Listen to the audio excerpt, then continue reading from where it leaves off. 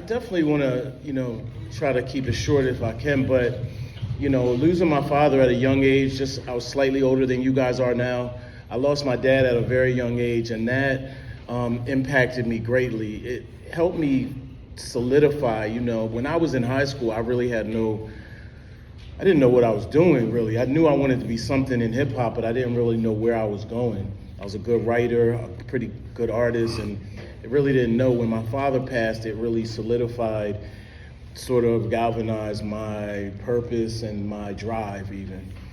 So that was a thing that really was big because I suffered, in hindsight, I realized I suffered through a lot of depression and anger and things that I worked through, luckily, which led me to the next thing, which I got in some trouble. I won't go into details, but I got into life-changing trouble that fortunately, due to my record, if you will, of life, good record of life, I was able to get out of that more or less relatively unscathed. But once again, and that was a lot of stress, but that also kind of galvanized me in a way.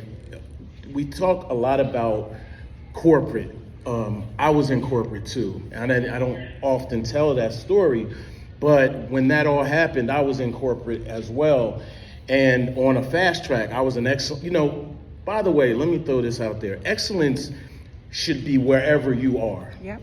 It doesn't matter what you do, you should be excellent there, right? So, in the bank environment, I was excellent. So they were fast tracking me to management. When I was in college, I was excellent. I am not excellent, by the way. I'm a hard worker. I want to be really clear. And then excellence is a byproduct of hard work and dedication and discipline. So long story short, that situation where I was really looking at I'll be real with you, incarceration in a way that can throw you way off.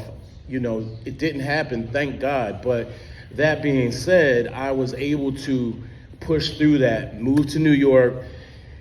And then there were years and years of real true struggle, no insurance, New York City, Brooklyn, Flatbush, if you know, you know. And then, seeing really great success. The internet starts to become a real sustainable business. But then the crash happens, right? This is right around when President Obama came into office. My worst business period was during Obama's rise and his period of time. So I was still, we said it again, put one foot in front of the other and keep moving forward, even in the hard times. So that being said, those were the hardest times I've overcome, but it's really important for you to understand that it's going to be tough at night, but the morning will come. Yeah.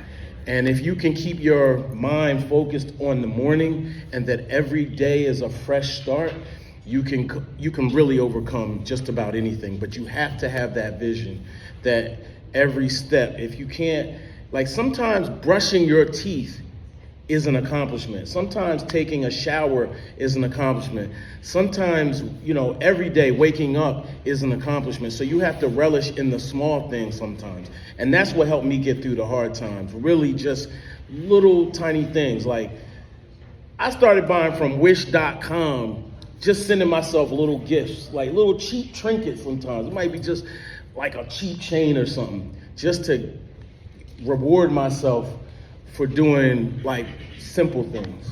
Yeah.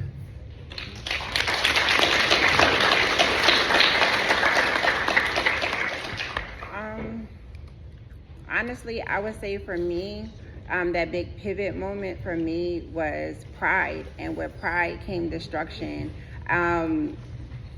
Right before the pandemic, I kind of could discern that it was pride for me, and then after that came destruction. Before the pandemic, I could discern that something was going on and shifting with entrepreneurship, with e-commerce, just with commerce, period.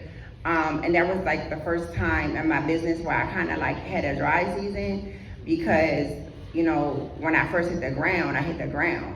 And along the way, I started losing some of those things that now I'm back to. and I got